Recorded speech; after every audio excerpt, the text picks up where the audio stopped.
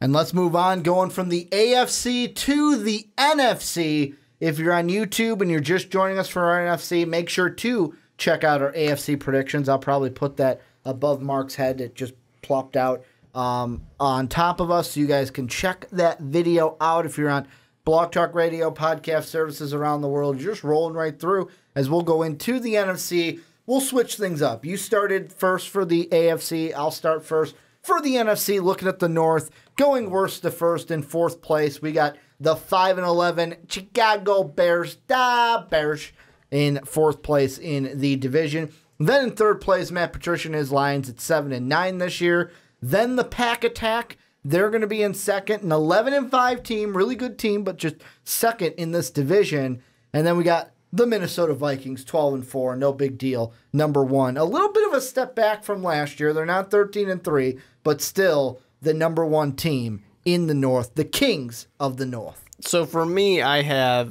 the Detroit Lions at 7-9, which is respectable. That's what I have them at. Respectable. You don't have the Bears?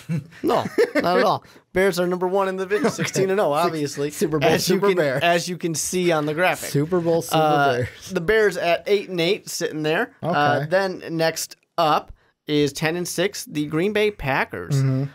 Sharing 10-6 with them, but winning the division is the Minnesota Vikings. Why do you think the Vikings will be 10-6 and not like a 12-4, even an 11-5 team? Part of it is, of course, adjustments. That Kirk Cousins needs to adjust to this new team, and this team needs to adjust to not having Pat Shurmur's offense. So that's going to be a thing.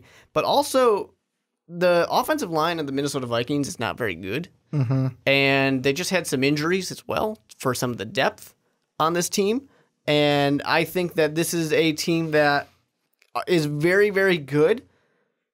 But if you start chipping away at that, any very, very good team starts to lose some of those games they probably should have won. And that's the kind of thing. When I initially would look at the Minnesota Vikings, I did think of this is probably a 12-4 team, maybe even a 13-3 team. But then you start to have some of those type of issues. And if a team's got a good enough pass rush, well, now they can get to Kirk Cousins. And Kirk Cousins is not enjoying that nice Pat Shurmur, take 1-2 steps and get rid of the ball. He's got the DiFilippo offense out there. Yeah, which is going to be a little bit more of, let's enjoy this quarterback's arm. Let's enjoy his abilities. And that doesn't work as well if you have a bad offensive line. Well, and the one thing in the preseason we haven't been able to see yet is basically Dalvin Cook has not played. They didn't play him in preseason number 1. They didn't play him preseason number 2. If I'm just the Vikings, don't even play him at all. I know they're saying he'll probably play in preseason number 3. Just shut him down for the regular season. We don't need to see what he's doing. I think he'll be fine. This is a team that, I know this is my team, but this is Super Bowl or bust. Because of what happened two reasons. Because of what happened this offseason and going out, getting Kirk Cousins, making his guaranteed contract one of the highest guaranteed contracts, basically paying up for that quarterback when really this team could have re-signed Case Keenum and been like, no, we're good. We don't have to overpay for the quarterback. Well, we went out there. We got our guy. Now it's like nut up or shut up. Number 2, and this is the thing that worries me, Aaron Rodgers is back for the Packers. And you know how I said Andrew Luck, where it's like, oh, Andrew Luck is back. Automatic 8 wins. Well, Aaron Rodgers is back. Automatic playoffs for this team.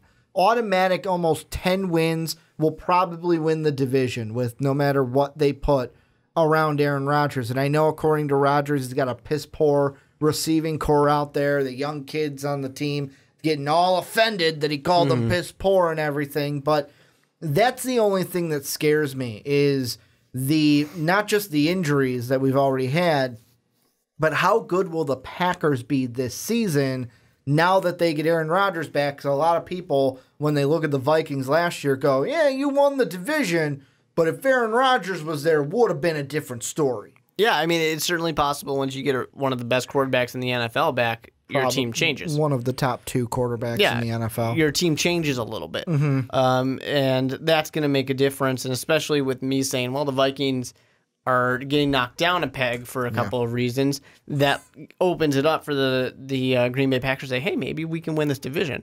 So they're going to be right there. And when it comes down to the other two teams, the Bears, if they're an 8-8 team, I'm happy.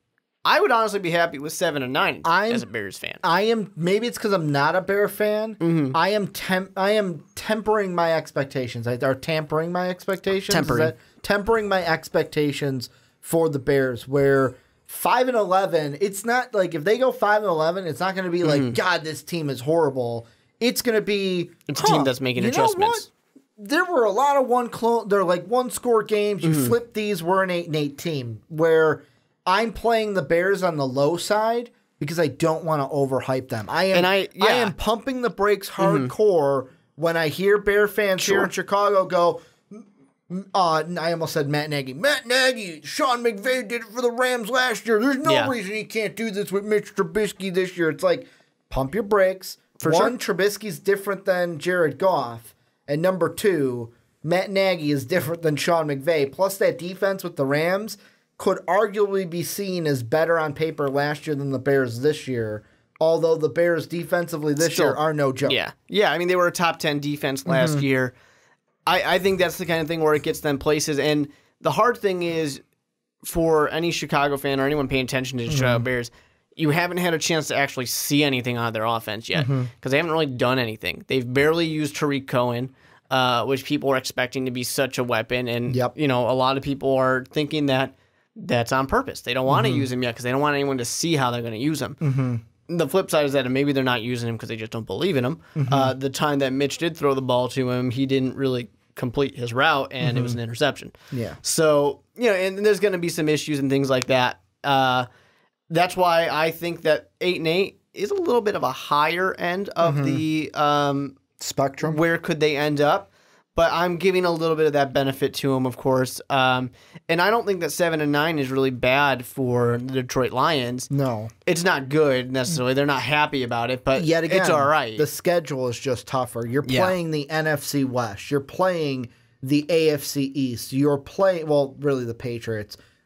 You're playing teams like you've got the Cowboys on your schedule. You get the Packers twice. You get the Vikings twice. And I know with the Vikings, usually we split with the Lions. This team could split easily with the Packers. But, you also get teams, like I said, the Cowboys for one, and you get the Panthers for another. This schedule isn't the hardest, but it's not the easiest for any of the NFC North teams. Like for the Vikings, you see the Eagles, you see the Rams. You're seeing the Saints, who you saw. Basically, you're seeing playoff teams from last year, probably minus the Falcons. Exactly. And, it's just that it's not easy, and the teams are all good enough, but there's a lot of changes. I mean, there's even changes on the Vikings, who are a team that was really good last year. So there's just a lot of things that are different. So there's a lot of ability to have some ebb and flow for this division. And the one thing I am very excited for, I'm excited for, but not excited for because they're Packers, but I think that by the end of the year, Josh Jackson and Jair Alexander are going to be prime cornerbacks. Oh, for sure. For that Packer defense. There's a reason why they went out there and said corner. We're going to be looking at that going, man, this team used to be a joke on defense, and they've set themselves up to having two fantastic corners. How about you start us off NFC South? Take us through it. All right, going from the bottom and then working my way to the top. We got the 5-11 Tampa Bay Buccaneers. We have the 7-9 claw up Carolina Panthers. I know that they're not going to like me on that one, but whatever. It's too late. The 9-7 Atlanta Falcons, and finally the 11-5 New Orleans Saints. Yeah, I mean, mine's not too far different. We have basically one change at the top, but I've got the Buccaneers in last place. They're a 2-14 team this year. Spoiler alert, number one pick in the draft. Then you have the Panthers at 9-7. Not a bad record. It's just the two teams above you are playoff caliber teams. You've got the Saints at 10-6. And then the Falcons taking home the division at 12-4. First team, though, I want to mention, though, is that Buccaneer team. You mentioned, Panther fans are going to hate you. Buccaneer fans are going to murder me after 2-14. But this is a team that maybe I'm overreacting to the Jameis Winston debacle that they have here. But they have some tough opponents. Like you play the Saints twice, you play the Falcons twice, and I know Buck fans are going to say, "But Ricky, we usually split with the division." It doesn't matter. It doesn't mean they're easy opponents. Then you play the Eagles. Yeah, you play the Steelers. Yeah, those are at home, but those 2 games are without Jameis Winston. It's with Fitz Magic or Pick 6 Magic, whatever you want to think about. You're playing the Niners off of rest. You play the Ravens in Baltimore. Like, depending on what kind of a Bear team we get, you play them in Chicago. You're getting the Redskins, who now have Alex Smith. You get the Cowboys in Jerry World. You get the Giants on the road. This Buccaneer team might be like, man, we took a big step back because this schedule was not what this team was ready for, especially those first 3 weeks, Saints, Eagles, and Steelers without Jameis Winston. Yeah. It's going to be interesting. The Buccaneers are that team that on paper have a lot of hype, but they don't quite get there. And you look at Dirk Cotter's last 2 records. This is where he gets fired. First year 9-7, then 5-11, another 5-11, or even worse. And I think that they're not going to be very happy with him. They're going to want to get rid of him. I'm going to say this, since this is hold us to them predictions, they will go between 0 and 1 and 3 losses. I don't think they go 0-16. Wins, you mean? Wins. And I think this is the end of this year. Dirk Cotter gets fired. They're moving on from Jameis Winston because they'll be the number 1 pick in the draft. But it's not a high draft quarterback that's round, going to be the problem. So it could be like, I think this will be the beginning of the end for Jameis Winston, and Dirk Cotter will lose his job. Yeah, I can see Cotter being out, but I definitely don't think Jameis Winston's gone unless something else comes up off the field with Jameis. There's just not necessarily someone, unless someone goes out there and really lights it up. I don't see who that person that is that number 1 overall and I'm quarterback looking is. Contract-wise, you know what? This is year 4 for him, I think, for Jameis. I'm going to say this. Next year, obviously, it's the last of his contract. What they'll do is Dirk Cotter will be gone this year. Next year, they'll bring in a guy. What can you do with Jameis? After next year, Winston is gone, and they're drafting a new quarterback. Yeah, and I don't know if I necessarily believe in the combination between coach and quarterback here because there's a lot of weapons out there, a lot of pieces, and I know something like Deshaun Jackson wasn't exactly – they didn't get as much out of him as they expected, I think. And something's going to have to give, I think, with this team. For the Panthers, to me, they kind of fluctuate a little bit from good year, bad year, good year, bad year. And we're on the bad year trend. But really, yet again, what are you going to get from your quarterback, Cam Newton? Yeah, because he's exactly the same way, where he gives you a lot, he gives you a little, gives you a lot, gives you a little. And once again, we're on the little side of that. But they lost offensive weapons. They lost pieces to the puzzle. This is a team that had a really great roster, and it keeps kind of taking little steps backwards. Eventually, those things add up, especially when you play good teams, like they're going to play good teams. Having to play the AFC North, which, I've said good things about. Having to play, the defending Super Bowl champion Philadelphia Eagles. That's not a joke as well. It's going to be difficult for the Carolina Panthers, unfortunately for them. And I mean, with the Panthers, like, it's not going to be a terrible season. Like, even 7-9, not terrible, but the range of 7 to 9 wins to where it's like, you know what? You're just in the middle of the pack this year. Yeah. You're in the middle of the pack. You're going to miss the playoffs. And then it's like, you know what? Let's just reload. Let's add some weapons next year. Try to come back. Because to me, there's 3 divisions in football that are going to be really tough. The first one is, I'll rank them 1 through 3. I'll start with number 3, the AFC South that we've already talked about. In my mind, the Jaguars are going to run away with the division, but the rest of the teams are going to fight and claw and scratch to try to get a playoff spot, and they're all going to finish within like a game or 2 of each other. The second one, the division we're looking at now, the NFC South, where this is a division, Bucks are going to be at the bottom. The Falcons and Saints will probably be fighting for playoff supremacy. The Panthers will be there, but probably just miss out. However, if 1 or 2 games bounce their way, they could be a playoff team like they were last year. I wouldn't be surprised if the same thing last year happened this year, where all 3 of these teams were playoff teams, And then the first one is the one we'll get to in a second, the NFC East. I just think that's going to be a really tough division with the additions that were made. But the thing I want to ask you with this one is Falcons and Saints. You and me are on the other side. I got the Falcons in first place. Better record. You're a Saint man. You're going with New Orleans this year. Well, I think that almost everything about the Saints is a little bit better. Did they learn to tackle this year? That's the big question. I mean, it doesn't matter necessarily if they learn to tackle or not. I still think that they're going to be a better team. But honestly, and that's me referencing that offense. That offense is awesome. That offense is great. It's easy being breezy, man. Yeah, and the simple thing with that, too, is the fact of, I know we say it quite often in these, but quarterbacks get to the end, they're thinking about that legacy. They want to win that one last one before they're done, especially a guy like Drew Brees who's only gotten that one Super Bowl. I know it's difficult to win a Super Bowl, but he's thinking only. Because his defensive coordinator cheated. That's the only way he won that Super Bowl. He is sitting there thinking only one Super Bowl, I can get another one. Yeah. Especially with Ingram, Kamara. You have so many great parts of this team, and then that defense, which is young.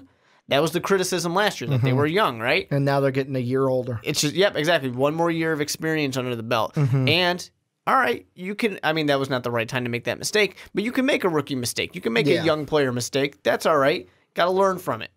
I'm hoping they learn from it. No, this is a team that, I mean, they're going to be in the hunt for a playoff spot. Like, for the Saints, to me, I think that they'll be a wild card team again just because of how high I am on the Falcons, because when these two teams meet and just overall, they're kind of built similarly, I'll say, where the defenses aren't like, they're not phenomenal, but the defenses are good for both teams. And the offenses, both of them have good quarterbacks, phenomenal quarterbacks. The Saints have a Hall of Fame caliber. Well, screw it. Both of them have Hall of Fame caliber quarterback. I don't know about Matt Ryan. Matt Ryan, if he's got a while to go, he could be a Hall of Fame quarterback at the end of it, depending on how he plays, how many Super Bowls he wins. But I mean, Drew Brees for sure is a Hall of Fame quarterback. Both of them have a solid receiving core, except for maybe the Saints dropsy Ted Ginn over there. But for me, I really like the Falcon offense better, especially with their trio of Julio Jones, who is for sure a top 5 wide receiver in this league, Calvin Ridley, who's going to be one of the best rookie wide receivers in this league, and then Mohamed Sanu, who will probably be in the slot. But it doesn't matter who Drew Brees has. Drew Brees is a 5,000-yard receiver, or quarterback. He'll throw it to anybody he wants. And the main thing that the Falcons have Devonta Freeman, but the Saints do have a two-headed monster when he gets back of Mark Ingram and Alvin Kamara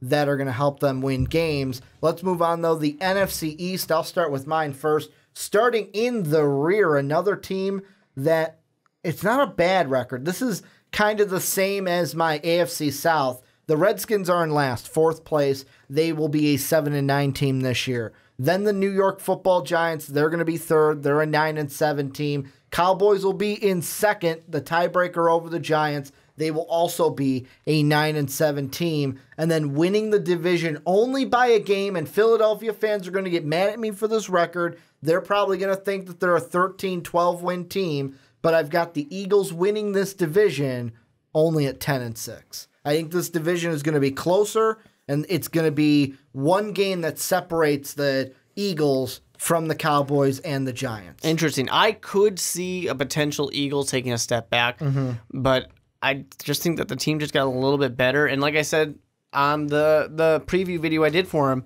they won the Super Bowl with their backup quarterback. Imagine what they can do with Carson Wentz. And he's on track to be ready week 1. Yeah, even if he's not back by week 1, whatever. I'll take it. But anyways, 6-10, the New York Football Giants.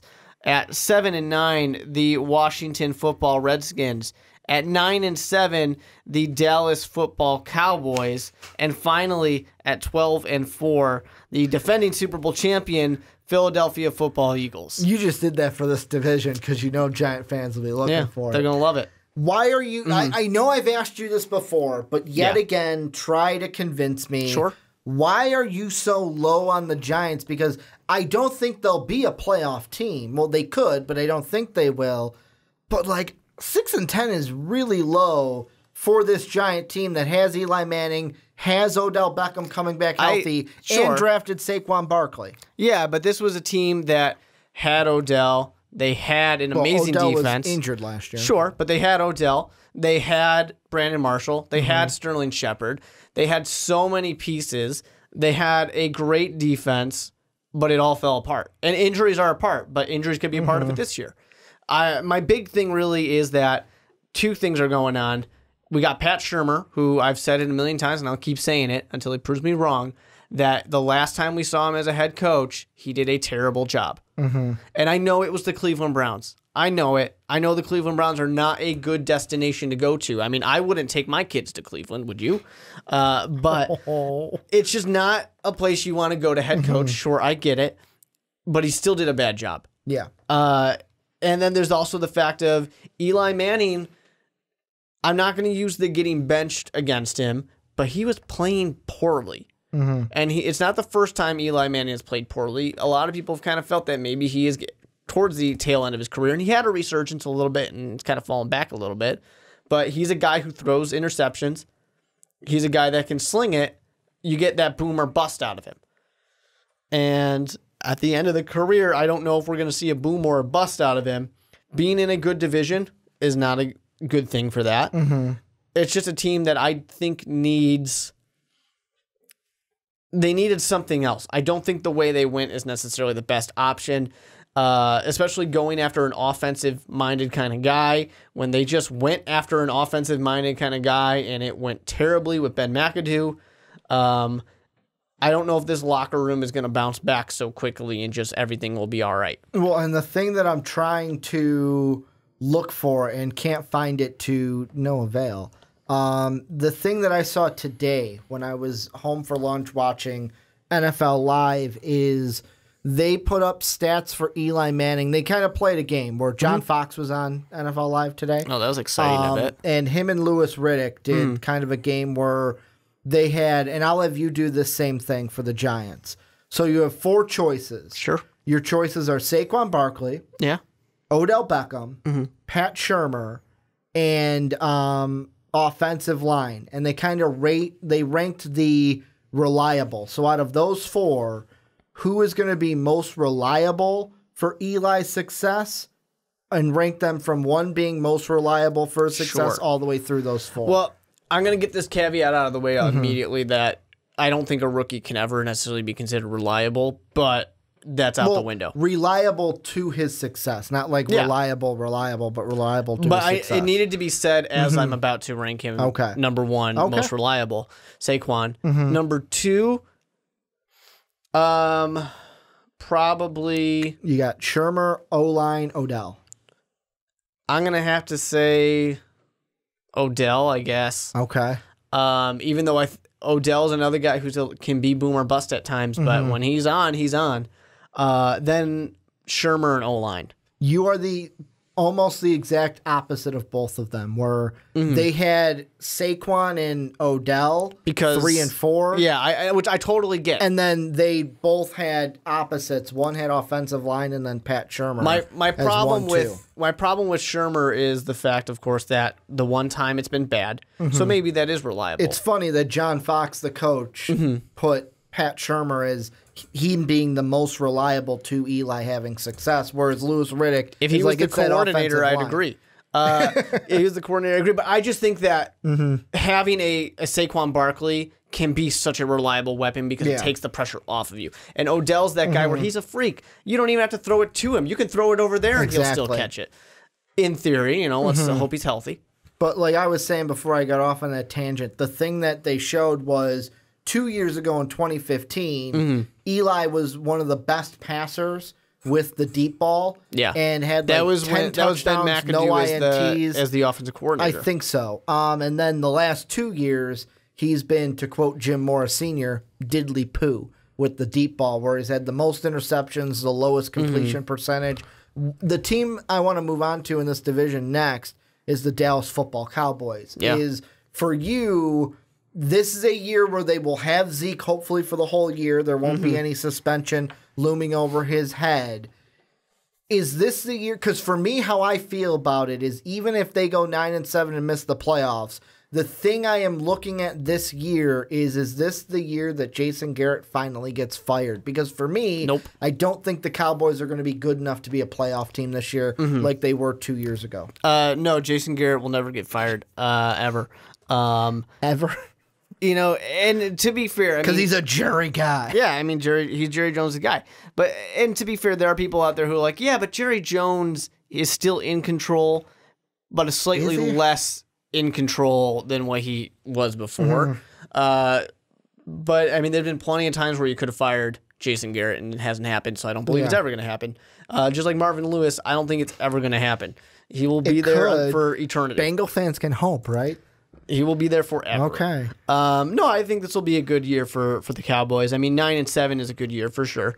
Having Zeke back is a huge help. Dak Prescott, he did all right last year. I mean, it wasn't. He didn't come out as insane as he was when he kind of had that rookie year. People had more film on him, which I always talk about that. And they had a harder schedule than because you got to think about it. The thing that played into it is they were such a bad team the year before Dak came in. Yeah. Their schedule was easier. Sure. And it matters. It all matters, and I think that's going to make kind of a difference. But I still do think that they're kind of back. They're bouncing back. The team I wonder, and this will be the dark horse I have for this division before we move on to the West, is basically the Redskins. I don't know what to gauge them because I have them 7-9. Redskin fans, when I did their video, got so mad at me that I had them as one of the worst teams that I gave prediction videos for. But this is a team that, I want to have them better because they did add Alex Smith. They do have weapons in the receiving core. Yeah, they lost Darius Geis, who I was excited about. But I was so excited for Darius Geis. They still have guys in that backfield. They did add AP, but I'm not going as much to say that AP is going to bring them over the top. But this is a team that, I don't really know what to expect in Washington this year, in a year that they might have to do well if Jay Gruden wants to keep his job as well. The thing for the Redskins for me is I like certain parts of it, and then other things kind of make me a little worried. I like Alex Smith enough. I think that Kirk Cousins was probably a better quarterback, though, which is hard for me to swallow that one. He was one of the most accurate quarterbacks last year, for sure. And Alex Smith is an accurate guy as well. But there were some struggles last year for Smith in the Chiefs. But and I don't think that the Redskins are as good as a team as the Chiefs were last year too. So that's an important part. The loss of Darius Geis, I think, is a big potential loss. They could have gotten a lot out of him. I was really excited for him. I thought he was going to be great for the Redskins, but losing him, I think, will be a little damaging. Well, and moving on into the last division that we have, I believe for this one, should be me, I think. Start us off with your NFC West. At the bottom, the team shouldn't surprise anybody, but maybe the record surprises some. 7-9, the Arizona Cardinals. At 9-7, the Seattle Seahawks. At 9-7 as well, the San Francisco 49ers. That'll make Richard Sherman happy to be just a tiny bit on top. And then finally, at 10-6, the Los Angeles Football Rams. What's funny is you and I, same order, different records. In the bottom for me, Arizona Cardinals, but they're 4-12, not 7-9. Then you have the Seattle Seahawks, who are 7-9. Then I have the San Francisco 49ers at 10-6. I know, I'm too high on them. And then the Los Angeles Rams at 11-5, winning the division. What team do you want to start off with? I'll ask you that. I'm going to start with the Cardinals first. All right, let's start with Arizona. And for me, it really is the fact that despite having a rookie there, but he's not going to play the full season. You got Sam Bradford there, and Sam Bradford's a good quarterback. He's not a quarterback that I believe he's not a quarterback that's going to really lose games. Yeah. He's just a quarterback that'll probably get hurt at some point. And then Josh Rosen will come in because you're not going to start the ginger giraffe over Josh Rosen. And Josh Rosen has been touted as probably being the most NFL-ready quarterback coming out of college. So, he should probably do all right. You should be able to do fine. There's enough pieces here where they can do all right, but the team is not necessarily good enough to be a playoff team, just good enough to win enough games. Let's be completely honest, though. We say most NFL ready. But after looking at the top 4 quarterbacks, Lamar Jackson, I'm pushing to the side because I know he was the 5th in the first round.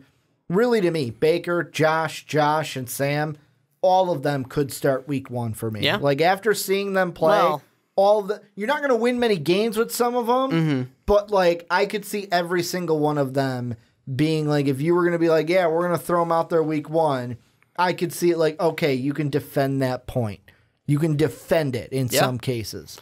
And I do think that for pretty much all of them, that, yeah, it would make sense. For some of them, it's more of the talent around them. They're better than an A.J. McCarron or something like that. But, yeah, for Rosen, I think he'll be all right. And then you move on to some other teams. I mean, the Seattle Seahawks, to me, are a team where I had them at 9-7. That actually surprised me a little bit when I was looking at the games. I thought they were winning more than I kind of initially in my head thought they would do. But still not necessarily good enough to probably get into the playoffs. Which you're keeping them, I believe they were 9-7 last year as well. I think so, yeah. With me, I think that they'll take a step back. Like with the Cardinals, for me, there might be people that go, Ricky, 4-12, you're way too low. Some of the comments that we've already seen from the Cardinal video that I believe you did was, oh, our roster is still stacked. We have all this. Yeah, but some of the games you're playing are harder. The Redskins got better. The Rams are a playoff team. Vikings are a playoff team. Broncos are a playoff caliber team. You play the Niners twice. You play the Rams twice. You're playing the Packers. Like, the Lions are a tough team. The Chiefs could be tough. Like, these are not easy cupcake games. The Chargers, who could be a playoff team.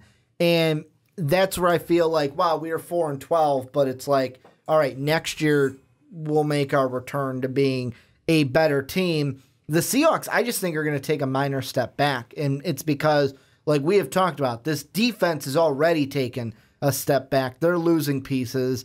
The run game, like, to me, I'm looking for Rashad Penny to be the guy that takes the running game over this season, but really I look at it and it's like the wide receiver core is lesser than what it was last year. This team is, I wonder if we're getting to the point where it's the classic Pete Carroll thing that he does where he kind of looks and it's like, all right, things aren't going as well as they were. Bye, guys, and he leaves before shit hits the fan. Yeah, I don't necessarily know where he would go unless he just retires. Derails, yeah. And yeah, it's going to be interesting with them. I mean, maybe eventually they'll finally get an offensive line for Russell Wilson, but I doubt it. Where he doesn't have to run like a madman. Yeah, Legion of Boom has been falling apart. I mean, Earl Thomas is the only one there, and he might get traded.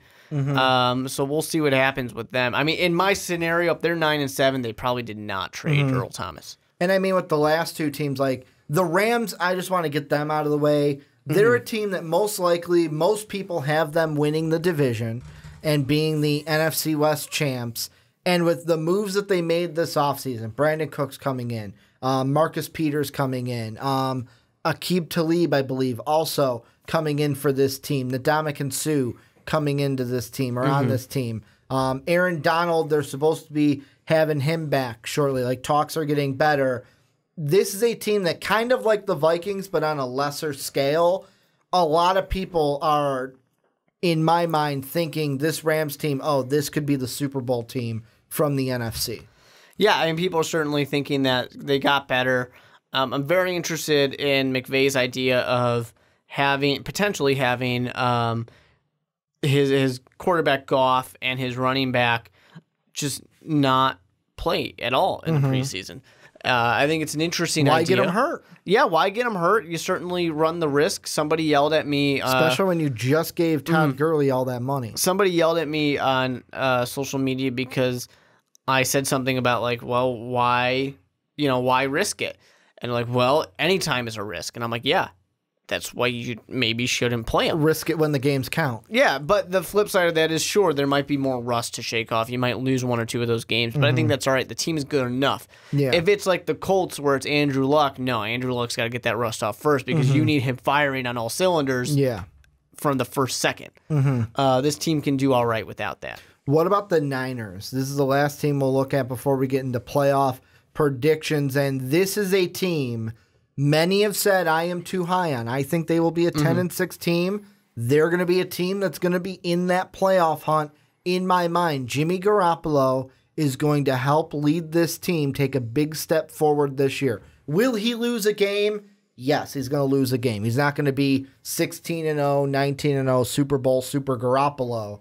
But this is a Niner team to me where I look at the schedule and I go, this team could be good enough to make a step, mainly because of the quarterback. Take a step year 2 under Kyle Shanahan with this offense and have it click, but maybe be a team that makes the playoffs but then doesn't do anything in the playoffs. I'm so excited to finally have a full year of Jimmy Garoppolo because he's been all hyped up since he was in the draft. Hasn't lost a game. People were saying he would be the next best quarterback. He's going to be the greatest of all time. People were so excited for it. We finally get to see a full season of Jimmy Garoppolo. Let's see what he's got. I'm a little back and forth of it. I don't think the team is amazing. I think they still got ways to go, but I do think that they can be a 9-7 team. Why can't they win these games? Why can't they be a winning team? So I'm in on them on that part. I'm just a little bit reserved as well. Yeah, and I mean the big thing for them in my mind is their defense. If there's any weak link, to me it's the defense. The offense, like I said, they've got Jerick McKinnon's not one of the best running backs, but he's a good starting running back. He helped the Vikings last year. We are a playoff team. Jimmy Garoppolo, like I said, has never lost.